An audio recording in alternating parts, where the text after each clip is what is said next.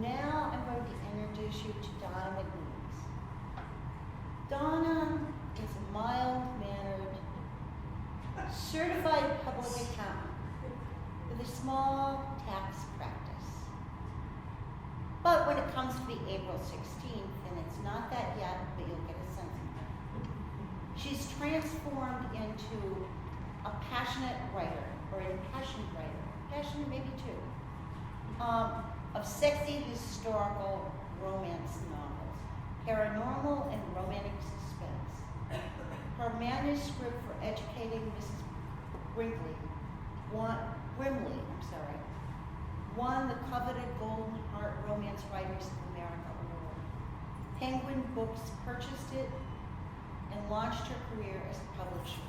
She's also won multiple other awards and prizes, including the Romance Times Reviewer's Choice Award for historical love and laughter.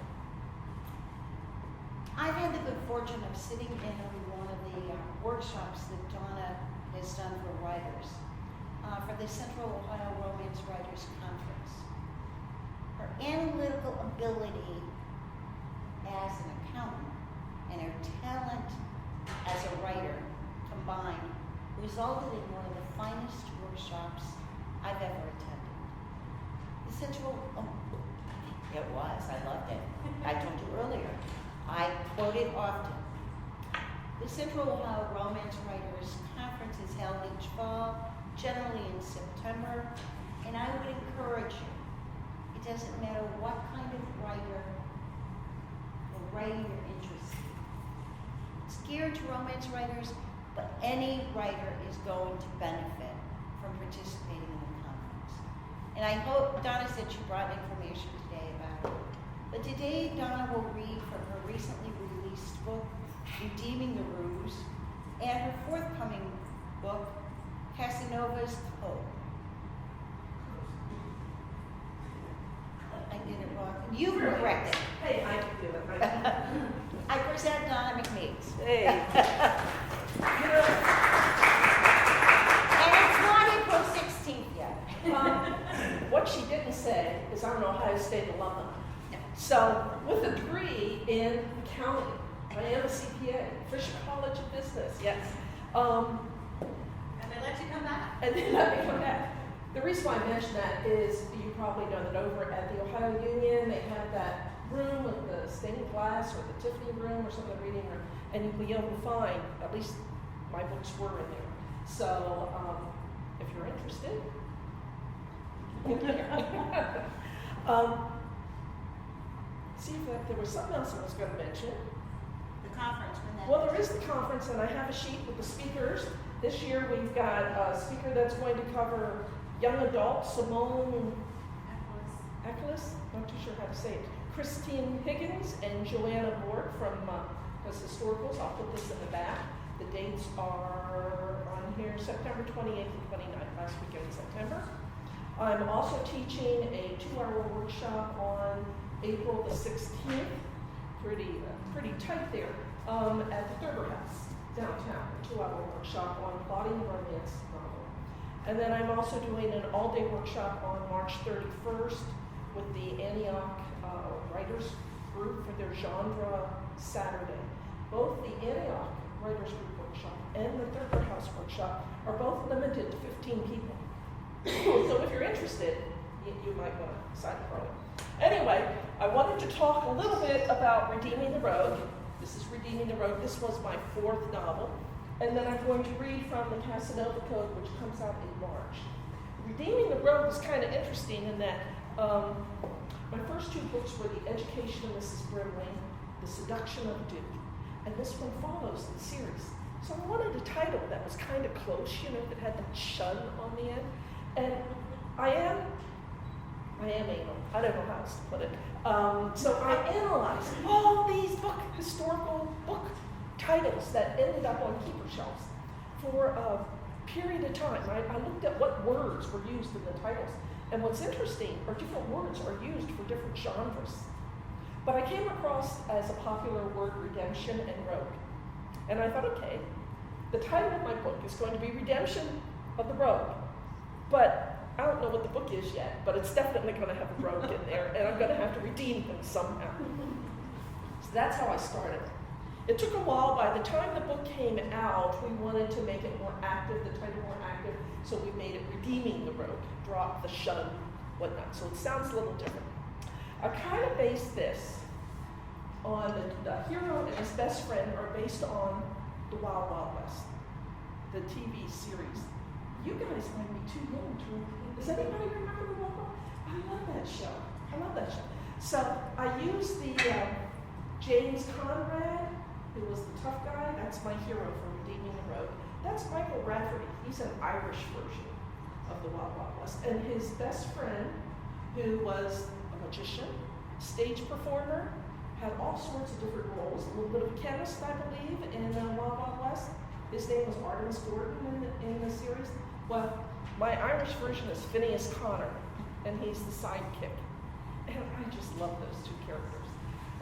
The heroine is from my series, earlier series. She's the daughter of a duke, and now the sister of a duke. So she's a high-class lady. Whereas my hero is an Irishman who's working for the British Crown, and he's chasing Fenians. He's which are the Irish, kind of like the violent ones that explode bombs, looking for Irish independence. They had killed his family with a bomb explosion, and he's trying to hunt them down. It seems like they're tied to the recent suspicious death of the British ambassador in America, in Washington, D.C. So the Crown sends my hero, Michael Rafferty, to go investigate. Well, he's got a lot of rough edges.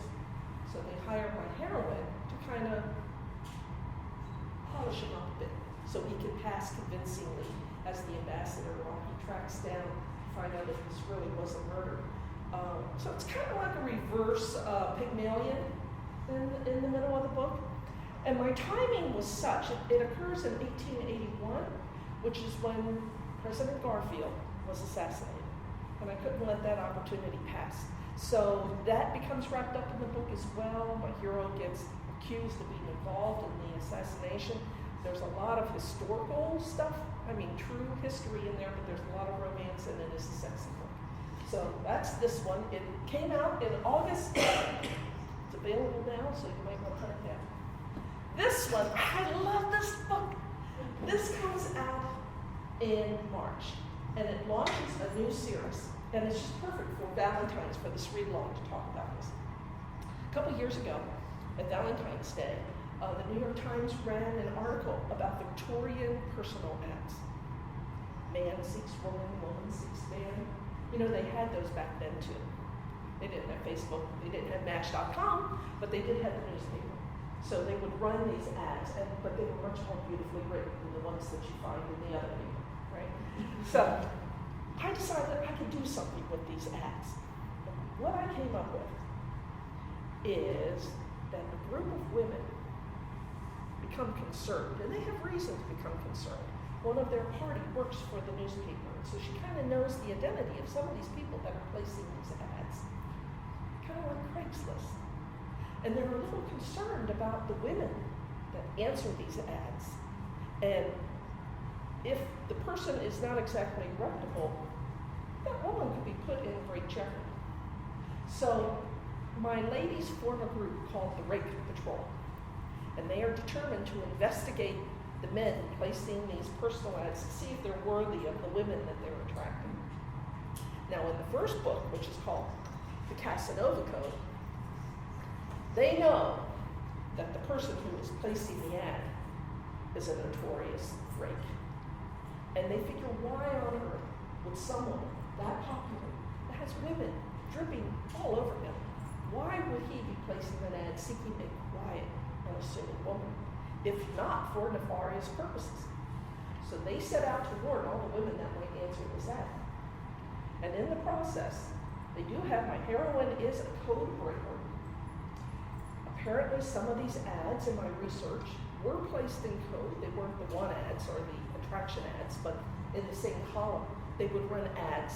Usually there were two people that shouldn't be communicating. One's married, or maybe both are married. And And so they would put their little messages to each other in code. Hence the ads, the personal ad column, often was referred to as the agonies because of the heartfelt feelings. Well, my heroine can break code, so she can read these ads and she knows what's going on. And in the process of reading these ads, she discovers a group that is meeting at the hero's residence called the Guardians Secret Group. They must be secret and they must be up to no good purposes, otherwise why are they placing their ads in code? So the part that I'm going to read from the Casanova Code,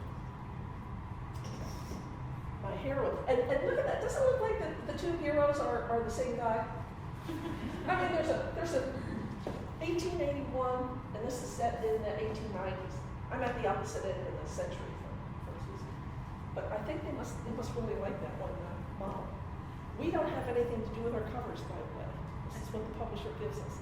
I think they did a good job, but we don't have anything to do with our covers. In my excerpt that I wanted to read you, my heroine has broken into the hero's house. They think that he might have women secreted away because the guardians are going to meet at this house. And they think that maybe this is where the women must be because they haven't been able to find any women, any scheme that they think is going on. So they think the women must be in this house. So she breaks into the house. She's in a setting much like this. She's in the library in the dark. And all of a sudden she discovers she's not alone in the library. The hero was in there as well. And they've been talking a bit. This is the back end of the third chapter. She tried to shrink back from him, but there was little room for retreat in the corner. His voice turned gruff. Why were you following him? It was your personal advertisement, she admitted. We thought, there were others, yes. She looked up into his eyes, a mistake. She instantly felt her confidence draining, so she quickly glanced away. We thought it unlikely that a man of your reputation would need to advertise for companionship, unless it was for, she paused. For what, Miss Brimley? She winced. Please don't call me that. It's not my name. The real Miss Grimwood left the Crescent, which is a coffee shop, before you arrived. He hesitated. She heard a swift intake of breath. Apparently she had the ability to surprise him as well. That knowledge restored some of her confidence. Then what should I call you? He asked. She thought she heard a smile in his voice, but she could have been mistaken. More likely it was a sneer, not a smile. The tips of her fingers gently guided her face back toward his fingers. She couldn't avoid his eyes now. Who are you? The time for fabrication had passed. Edwina Hargrove, she replied. He stood so close, his body trapped hers in place, keeping her close enough that she noted his scent of sandalwood soap on his skin, close enough that he most likely could hear her heart racing. Then Miss Hargrove, he said, his voice low, tantalizing and seductive, please explain for what purpose you believed I would advertise for companionship. She shrugged and averted her gaze, not wishing to admit their suspicions. Do you believe that a man such as myself does not deserve companionship? A slight catch in his voice, a slight shift in his speech pattern, both alerted her to a possible vulnerability. But she had no time to consider that now. No, not at all, she replied quickly. We thought that a man such as yourself had ample opportunity to secure companionship through the more traditional methods. The man in his eyes gazed down a straight nose, past expressive lips, and a dark shadow that covered his chin, and defined his cheeks, and inexplicably incited in her a desire to touch. The moisture in her mouth evaporated, making speech difficult. She grasped Faith's parasol more firmly. You don't need to advertise. His lips that were rumored to be quite experienced in all sorts of decadent acts, pulled into a half smile that resonated in places it really shouldn't. I suppose I should be flattered, he said, but I fail to grasp how that would lead to your need to spy upon me.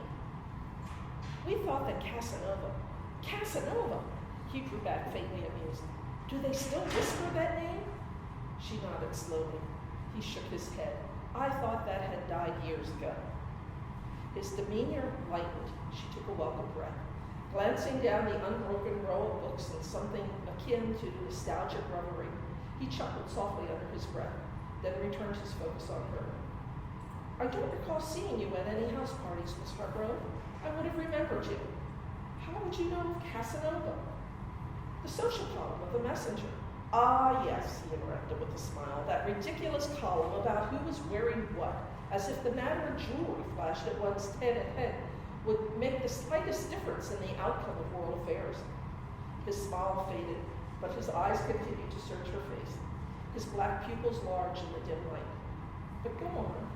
You thought Casanova would have no need to advertise, unless it was difficult to admit the Great Patrol's suppositions to his face, especially as they now seemed frivolous and unsupported.